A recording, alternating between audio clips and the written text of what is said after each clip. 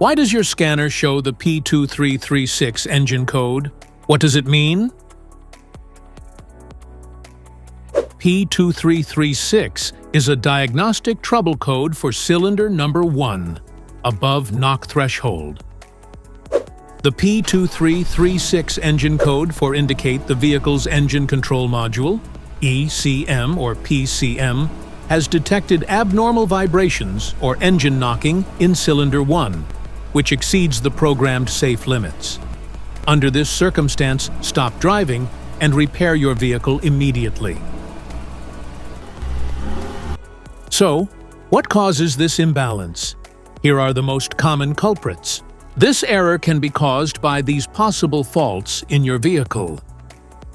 Injector calibration error. Faulty fuel injector. Knock sensor failure. Wiring issues. Internal engine failure. Each DTC code corresponds to a specific issue in your vehicle. This error code occurs in any OBD2 equipped vehicles, especially in those manufactured since 1996, and it is commonly found in vehicles like Jaguar, Peugeot, Volkswagen, and Mercedes-Benz.